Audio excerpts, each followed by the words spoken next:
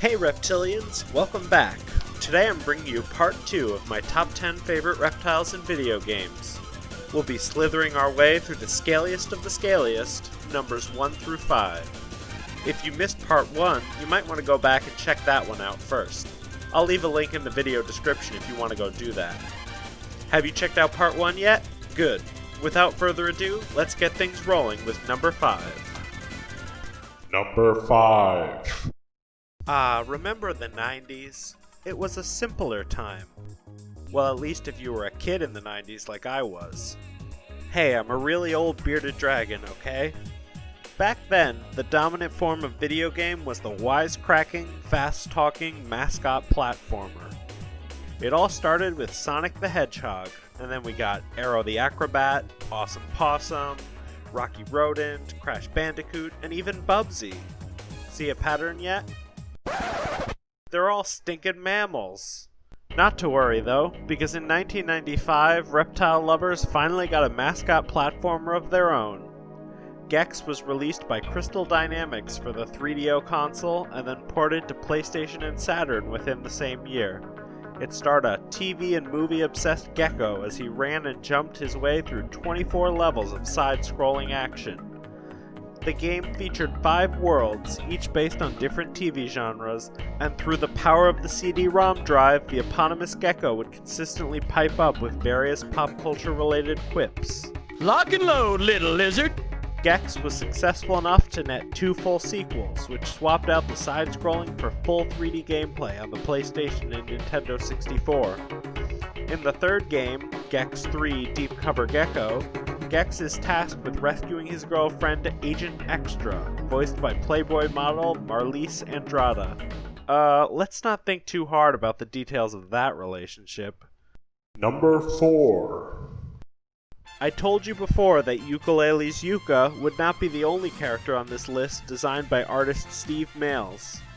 With my number 4 choice, I'm making good on that promise. It's none other than King K. Rool from the Donkey Kong Country series.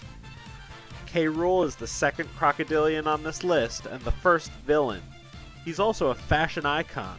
I'm not kidding. Look at all the different outfits he wears throughout the series. This is one Kremling that likes to dress the part.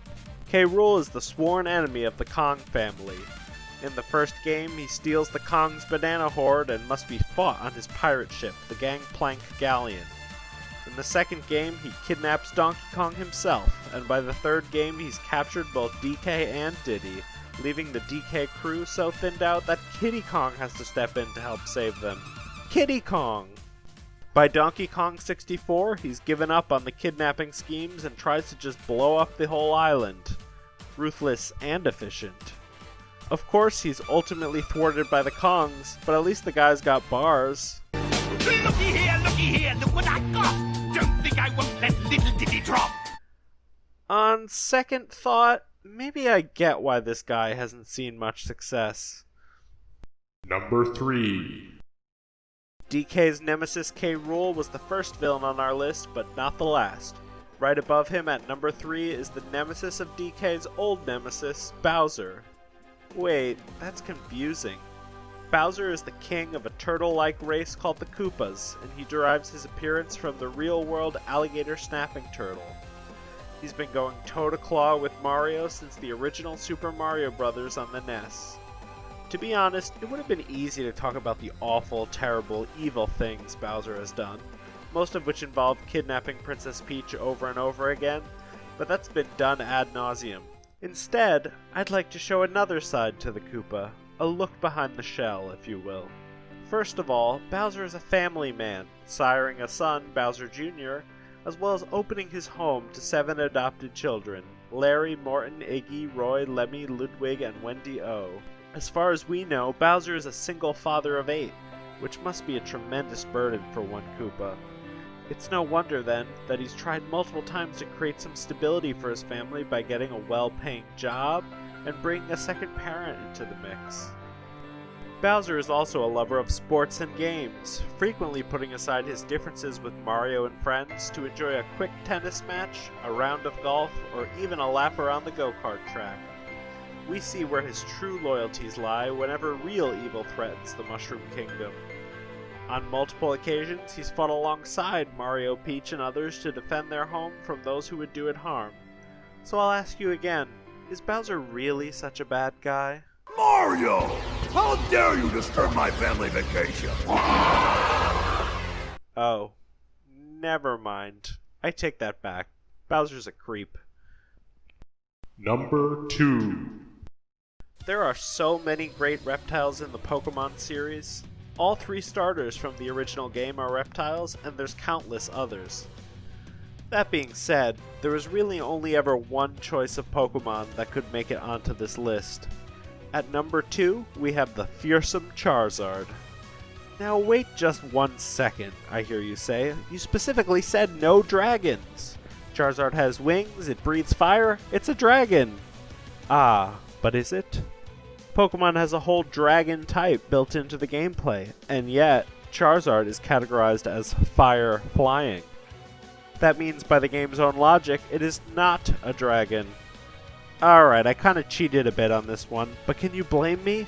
Charizard is so cool! As a kid on the playground during the height of the Pokemon craze, Charizard was the Pokemon you had to have. Today, its original trading card routinely sells for hundreds or even thousands of dollars on eBay. In the anime, Charizard was the one Pokemon too good for Ash's BS, and it routinely disobeyed its trainer. Once tamed, though, Charizard's powerful seismic toss literally circled the planet and put enemy Pokemon in their place.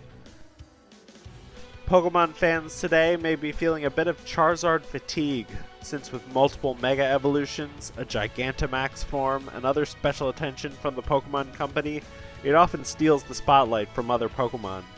In fact, it was the only first-generation starter available in Pokemon Sword and Shield at launch. However, with a Pokemon this quintessentially cool, can you really complain? Personally, I'm excited to see what the Pokemon Company does with this venerable fire breather in the future. Number 1. Was there really anyone who could top this list but Mario's number 1 dinosaur Yoshi?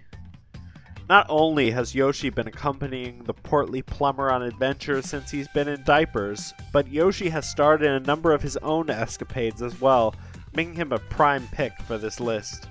The character was initially introduced in Super Mario World on the SNES, and first took center stage in that game's follow-up, Super Mario World 2: Yoshi's Island. Since then, he's appeared in puzzlers, sports games, RPGs, platformers, and more. He was even granted his own sidekick in the form of Poochie. It's not too often you see a mammal playing second fiddle to a reptile. In truth, Yoshi is not just one character, but an entire species of daring dinos that come in a veritable rainbow full of colors. Notable Yoshis include the shades-wearing bully Boshi from Super Mario RPG, and the boisterous baby Yoshi you meet in Paper Mario: The Thousand-Year Door. Yoshi's signature move involves gobbling up his adversaries and then laying eggs, which he can toss at more foes. It's an unusual method of attack, but I suppose every species has the desire to consume energy and reproduce. Yoshi just accomplishes it in fewer steps. It's notable that in some Japanese media, Yoshi's name is spelled Y-O-S-S-Y. This is still pronounced Yoshi, though, and it's down to 2 different methods of romanizing Japanese words. The more you know. So that's my list of the top 10 reptiles in video games. Did your favorite make the list? Let me know your favorite gaming reptile in the comments, and don't forget to like, subscribe, and hit that notification bell. Stay scaly!